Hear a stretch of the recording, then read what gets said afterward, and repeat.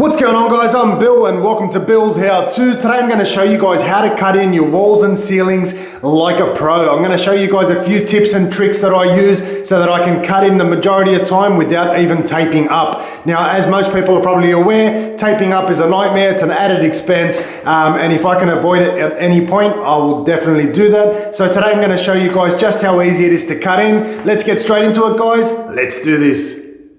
Alright guys, so the first thing that you want to look at is having a good quality brush. Now this one here isn't your top quality, it's definitely a mid-range brush. Costs probably about $8, $10, something like that. I'll use it a couple times and then I'll just chuck it in my bucket that I use for projects where I don't need a very good finish. It's a 63mm, 2.5 inch wall brush. And the most important thing here is just to make sure that it's got really flexible bristles, especially right at the tip, because that's how we're going to get our finish. What I like to do with the tip is I always maneuver those tip of the bristles, so hopefully you guys can see there. I'm using a GoPro, so hopefully the footage is going to be all right. But what I do is I use the tip of the bristles, and that is where I get all my accuracy and control from. So I'm going to show you guys exactly how I do this. I've just got a little bucket here that I use. Little small one that I can get my thumb over the top. It's got a decent grip on the bottom, so nothing too flash. Most important thing here is only put paint on the tip of the bristles. Now you don't want to fill halfway up the bristles full of paint. You're not going to be using that. The less amount of paint that you use, the more control you're going to have, and the less chance that you're going to actually go over the out of the area that you want to work in. So just tip in the little bristles just like that. What I like to start off with is I just simply put a line down the bottom. Now you can see there, I'll do this the whole way across. Couple reasons for that. Number one, we're going to be cutting in a little bit further away.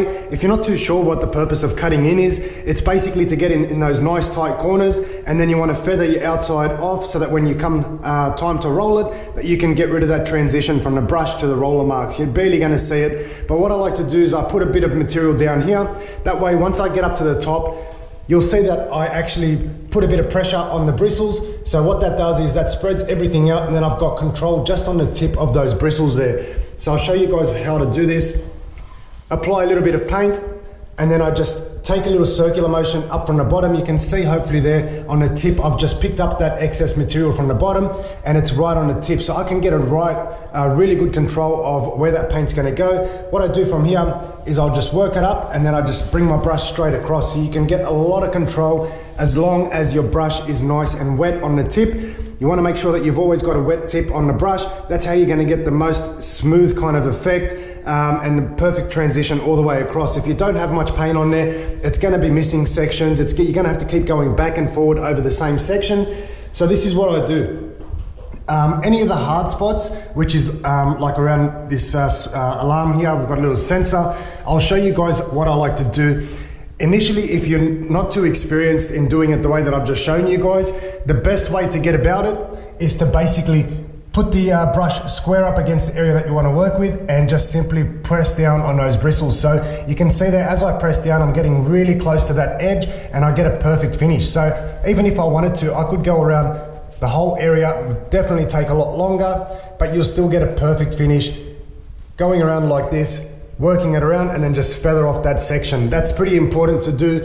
Every time you've finished your section, always with the tip of your brush, just take away all those brush marks. So by using the tip of your brush, very light strokes, you get rid of all those brush marks, and it works very, very well. Now, the reason why I showed you guys that little technique of working it back and forward just with the tip of the bristles like this is because still till now, there's a lot of sections and a lot of areas that you're gonna have to do that little technique in order to get in those tight areas. So like around the smoke alarm, alarm system here, what I'll do is I'll basically work that brush in as far as I can, and then I just work that brush in nice and tight. What that's gonna do, those little bristles are gonna get in that tight area and spread that paint in exactly where I need it without having to get any paint anywhere near that actual alarm, or the sensor. So you can see there, we've got a perfect coverage all the way around, and I do this in a lot of areas. I'm right-handed, so there is some sections where I'll probably try and use my left hand, and if I can't, then I'll just use that little technique, just like that, and we'll get up nice and close. This little section here, do the same thing. And then we want to just feather out our work, and hopefully you guys can see there, we've got a perfect finish all the way across. nice and consistent, and it actually is pretty easy to do. If all it takes is just a little bit of practice.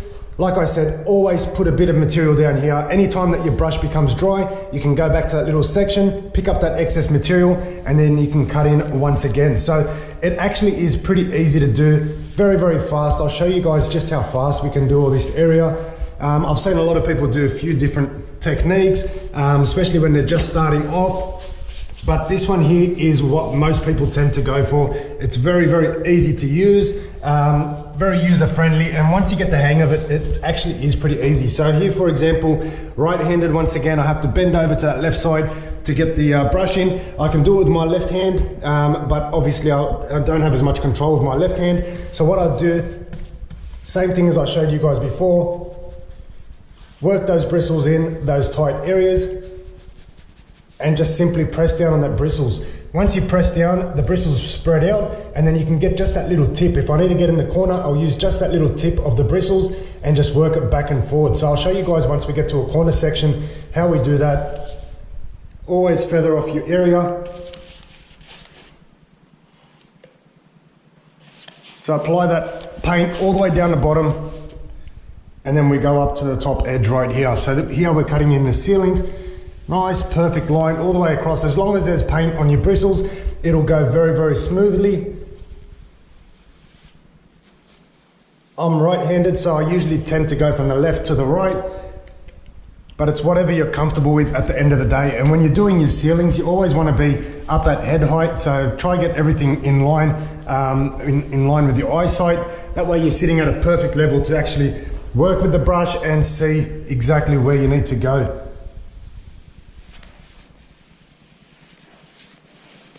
Making sure feather it off, and you can see down there we've got a perfect finish all the way across, and this will help a lot, especially on the first coat. The first coat's where you have to be the most careful, but as you go along on the second coat, it becomes a lot easier. You don't have to get in as close as we are on the first coat. First coat's the most important. It takes a lot more time and effort, but then once you do get to your second coat, you can get around much, much quicker, probably about 30–40% quicker. So same thing here, we get the bristles in as far as we can, all the way down. I'm going to show you guys how to work around PowerPoints and also your baseboards or architraves. Once again, same process, but just very, very easy. Once you get the hang of this, it does take a little bit of time to get the hang of it, but once you do, you can get through most of these jobs so quickly, especially around the architraves and baseboards without having to tape up. Like I said, taping up, a little bit expensive and definitely time consuming, so I try and avoid it where possible. Under the air conditioner, same thing, always put my material down the bottom. Basically, I like to consider that material down the bottom as like a reserve. Anytime my brush or my bristles are starting to run out of paint, I pick up from the reserve or pick up from that bottom section. And you can see that I'm always using that top of the bristles. So what I do, press it in, start turning over to the right, and you can see there I get perfect control. I can basically control that anywhere I like, and it helps so much.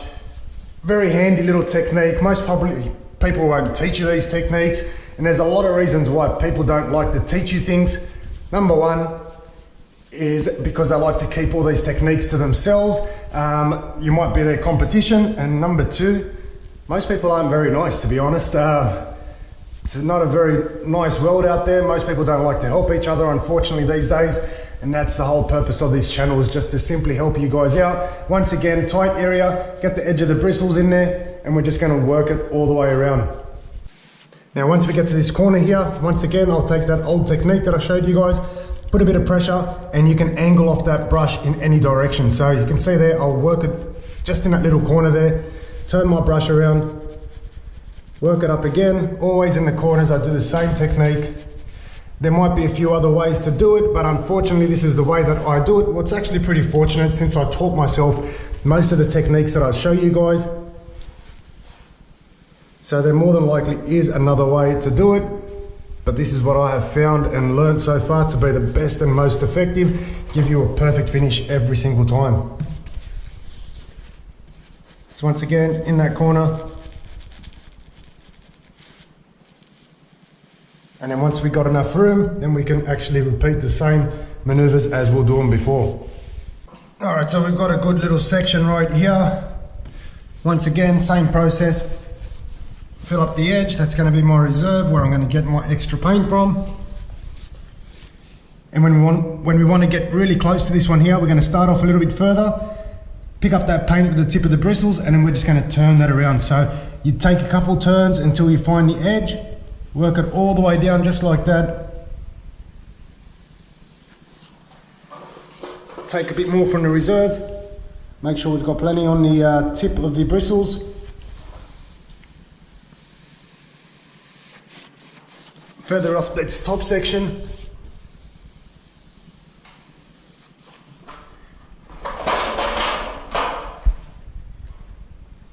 And continue it all the way down.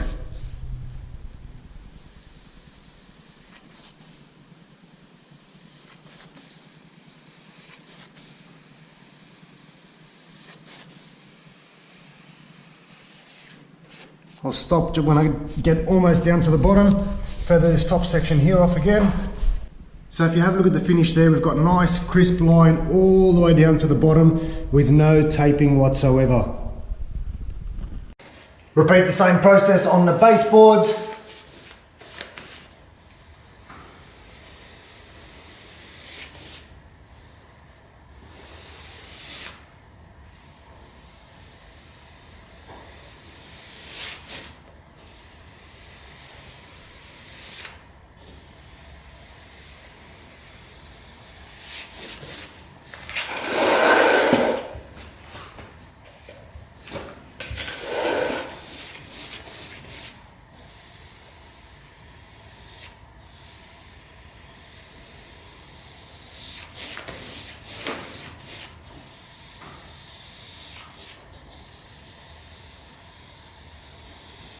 And once again, we've got a perfect finish all the way down.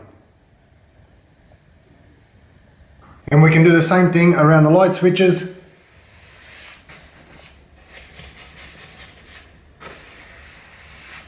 Get those bristles in nice and tight.